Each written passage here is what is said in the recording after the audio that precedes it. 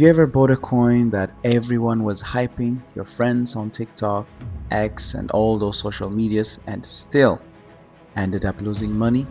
Well, you probably didn't get scammed. You just got played by Tokenomics.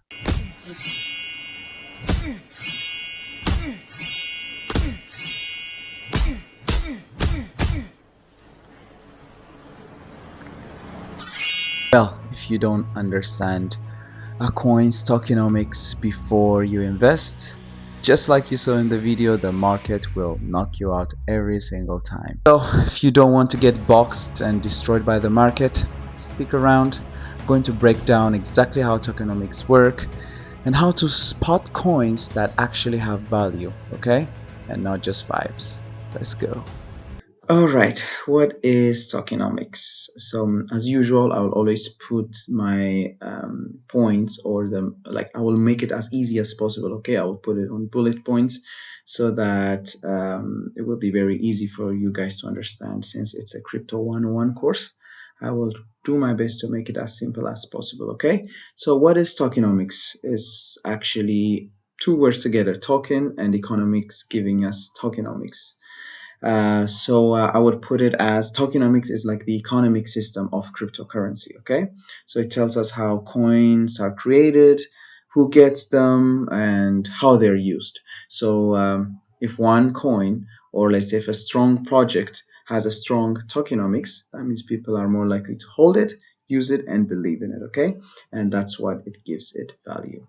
So as it says here on my slide, it explains how a crypto coin works and holds value. It covers the supply, demand, distribution, and utility. We will go through them in detail. So just like I said, a strong tokenomics means long-term success. So when we decide to invest on one crypto coin, on one crypto project, it is very, very important to understand the tokenomics side of it, okay? Okay, so why does then the tokenomics matter? In my introduction, I a little bit covered about it, but anyway, let's go through them in detail. So in traditional finance, for example, a country's economy depends on how money is managed, right? So the same thing in crypto as well. So good tokenomics means the project is actually sustainable, it's a good project, and the project is really healthy. So it prevents the pumps and dumps crashes, which you will see on some crypto coins, right? So and then it rewards also the people that believes in the project long term. So when I say pumps and dumps, we will get through them in the future. So for now, I just want you guys to understand actually that if one coin has a strong tokenomics, that means the project is healthy. So it's very, very important actually for us to understand the tokenomics before we invest in any crypto coin, whether you call it the higher market cap ones, which later on we will study, or the lower ones. So if you decided to invest on one crypto coin, whether it's a long-term investment or a short-term, it's always good to understand the tokenomics. Okay, let's continue to the next one.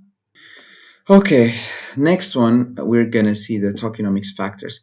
Actually, before I show you the tokenomics factors, I want to show you a random page which we will get some information about one crypto coin, and then I want to show you wait, let's get right into it. Okay, so let's see some coins data on CoinGecko. CoinGecko is actually one of the good websites. So for those of you who actually want to check cryptocurrency prices, data, research, and many things you can find there. Anyway, I'll come up with a new video to explain to you guys some of the good websites we can use to actually see the data of one crypto project before we decide to invest on them. So you can see according to their market cap, they're listed here. And let me just randomly choose, for example, okay, let's go to now number 6, Solana. So let's say person A is just going to see like, oh, Solana price is this, okay. And another person who actually completely understood the tokenomic side of Solana will see, oh, the market cap is this, the fully diluted valuation, and the circulating supply, and all of this. It makes a huge difference when two people who, one of them knowing the tokenomic side of it, and one of them not knowing anything and just deciding to invest. So You might get overwhelmed as a crypto 101 person right now, but trust me, especially now the tokenomic side of things, after the end of my video, we will completely understand all these things. Okay. Okay, so now let's actually understand the things that we saw now on the website. You might be overwhelmed, like I said, but trust me, they are very simple things, but really, really important to understand. So, tokenomic factors, like I said, the token market supply, there are three, which you should know. In general, when we actually want to invest on one project, whether you can call it on traditional finance, you always have to understand the supply side of things, right? The supply and demand. So for crypto, it's the same as well. So the first one is circulating supply. So this is very simple. The tokens currently in the hands of the public. So the tokens that are actually circulating right now and being traded actively, they are circulating supply. Obviously, after we understand all of them, we will go to we will see some of the crypto projects, and actually you will understand it in detail there. So the goal is to gradually increase over time. So if one crypto project has this amount of circulating supply, at some point you will see their plan is to gradually increase it over time. Okay, so circulating supply is the tokens that are currently on the hands of the public, or which are actually circulating. Okay, next one is total supply. So total supply, as the name suggests, this is the sum of all tokens ever created, minus any token that have been permanently destroyed. So obviously, crypto projects have different algorithms. So not all coins burn actually. For example, Ethereum does that. But for now, at least, as a crypto 101 person, I just want you guys to understand that total supply is the sum of all tokens ever created. Okay, all of them, without including tokens that have been permanently destroyed. So the sum of all tokens that ever created, they are in the total supply. So just like it says here, think of it as everything that exists right now, whether it's locked up or being traded. So there are tokens which their circulating amount is some amount, whatever. Okay, let me use just a random number like 1k, but their total supply could be 2k. That means you can guess that the other 1k it's actually locked, and gradually it will open. Okay, so total supply is the one that include the circulating one. It has everything, which includes the circulating and then also the one that is locked. Okay, but it doesn't include the one that actually got permanently destroyed. Okay, the last one is the maximum supply. That is the ceiling. That is the maximum token that could ever exist. So the absolute hard limit on a number of tokens that can ever be generated. Okay, so once this number reached, there's no more tokens can be created. So the good example will be is Bitcoin, right?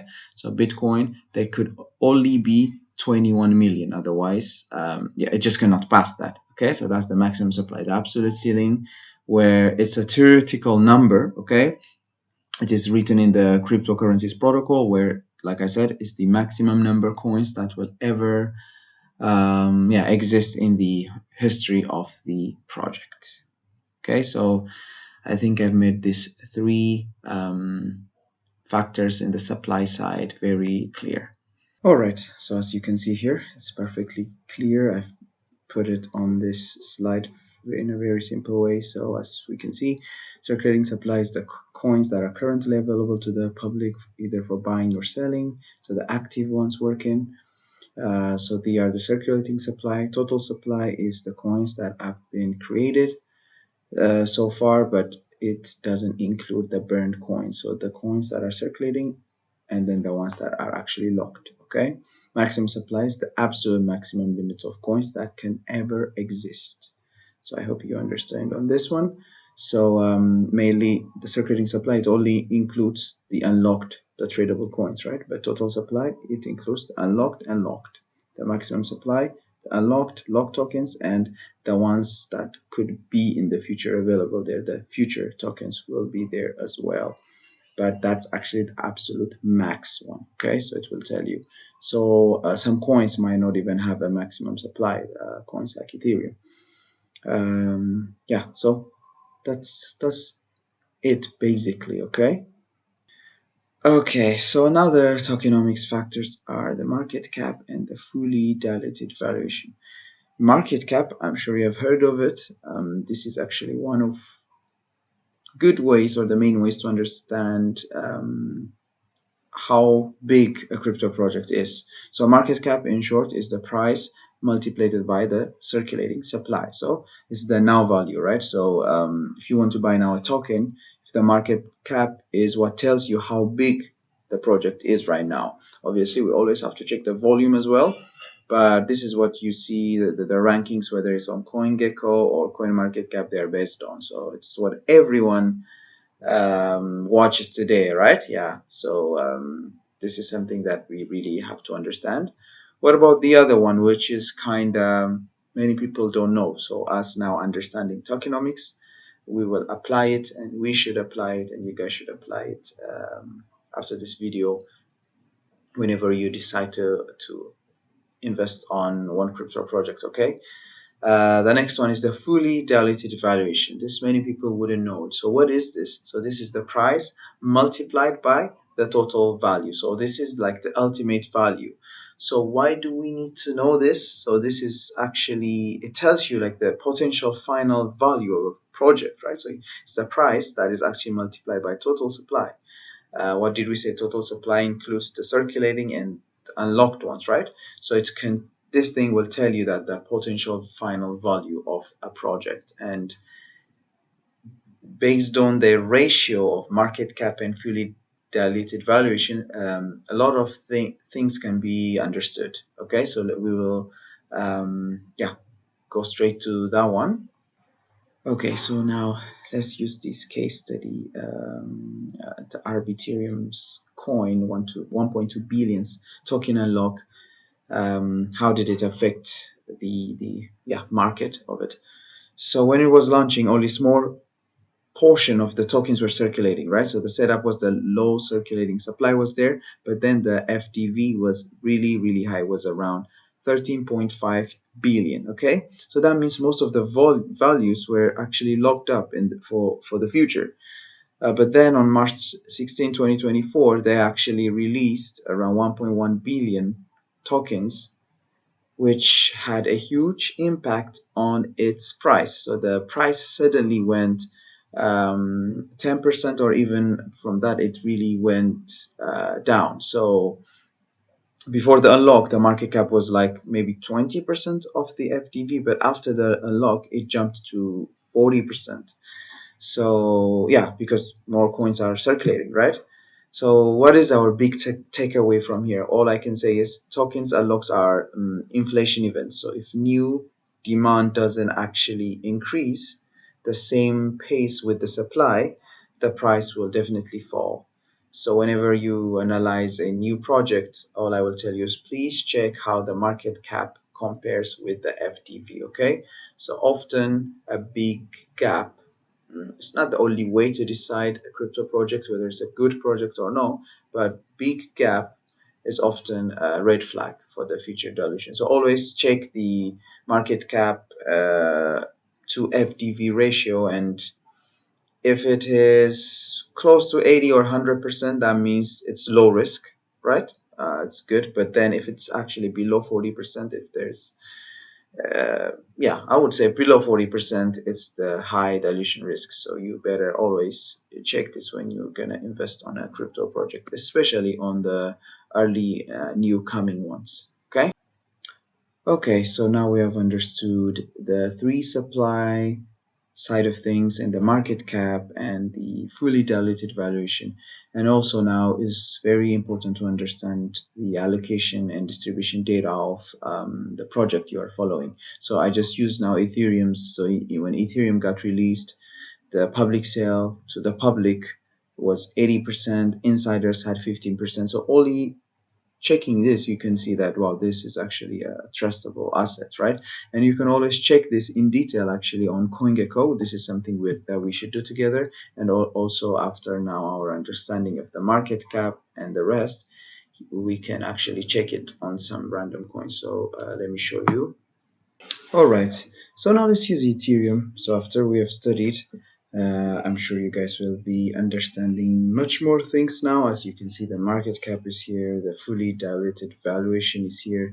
So now you can see I don't have to read the numbers, but now always it's important to check this data here so that you can actually know more about the project, and especially when you are targeting those 100x or 50x targets where you think that project will actually do that. That is most likely on the lower cap coins. So make sure to always check all these things, and obviously not only this, but also check what is it backed by, and all of these things. So like we really need to do our due diligence before we actually invest. All right, so let's see now Ethereum's allocation. So this is actually, this chart will show us who got Ethereum when the project got released, right? So this is the initial tokens distribution of Ethereum as follows. So this is also something that you should check. Like I said, CoinGecko has it. You can, whatever coin you want to invest on, click on it, and after that you can scroll down and go to the tokenomics side, and you can see its allocation. So what does that mean? The ICO participants are 44%. That means the largest, this is actually the largest price, right? They gave them 44%. That means it represents the tokens bought by the original investors, which is back in 2014, I think. Yeah, so the money funded the entire Ethereum project's creation. Okay, the next one, the 37.14%. This is actually the block rewards, which means this is the one that went to the builders and miners. So the miners who use computer power to secure the network in the first 7 years. And obviously, later on, obviously, Ethereum now is using automated system. We don't mine it anymore. Okay, so the next one is the staking rewards is going there, and then obviously the early contributors and foundation is also 8.86%. So in general, around 80%, just like I said on my slide, went to the early supply, to the people who funded the network and decentralized computers that secures it. So this is actually, you can actually see this and then judge whether the project is actually healthy or no. Okay, the last section for our second episode is then how can tokenomics can be manipulated. Where overall, as we discussed, we kind of understood why we have to know this, and so that it can save us from being scammed, right? From being played by. So actually, how can tokenomics then can be manipulated? So let's see. So as I said, not all tokenomics are built for investors. Some are built for insiders. So what does that mean? Um, so here's the tricky part, okay? I will list, obviously, in the next slide, you can see I've put them with the red flags. But what I can say is one of the big red flags is when a project has huge FDV but tiny circulating supply. So this we already talked about. That means, like I said, a small percentage of the tokens are currently trading and most are still locked. So when those tokens eventually get unlocked, maybe for the team members or early investors or marketing, they flood the market, which can cause for the price to crash. Okay. Another thing to watch is the token distribution. So actually here I've made them. So the first one is, like I said, the huge FDV, small circulating supply. The other one's unfair token distribution. For this, all I can say is if a few wallets hold most of the supply, then they can easily dump and move the market. So you should actually know who holds a lot of my project. So you should check, like if you're investing in some kind of whatever the name is coin, you should check like who's actually holding it a lot, because that person's movement can, if he's holding it with greater percentage, then it can easily, that person can easily pump or dump your project, your coin. So you should actually check this. So if there's some unfair token distribution, okay. Another one is poor vesting or release schedule. So vesting schedule, you can see it like as a schedule they use like to know when to unlock the locked tokens, right? So if always check that. So because if let's say one coin has a poor vesting or release schedule, just like we saw in our case study, then it can usually affect the price.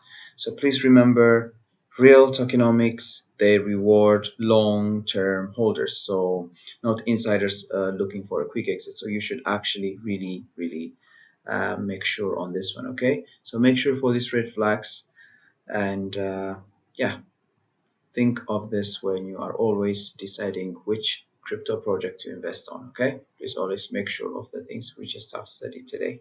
All right, so here's the bottom line. This is how I will close it. Tokenomics can literally make or break crypto projects. So for developers, it's what determines whether the project can survive on a long run.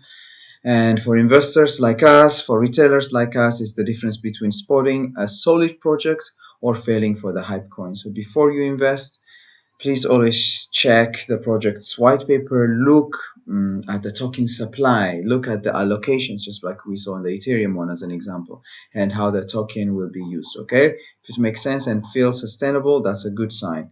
Just like I said, remember, good tokens means long-term value and not short-term hype, okay? All right, that wraps up today's video on tokenomics. I hope now you understood that it's very important to know this before we invest in any kind of crypto project, okay? So for those of you who didn't watch the first part of my Crypto 101 series, click the link right here. That's where we talked about what crypto actually is and the blockchain and why it all matters. And yeah, please check that. It will be important for you to grow from the first series and now going to the second one, okay? So make sure to like and subscribe and share this video if you have learned something new, and I'll see you on the next one. See ya.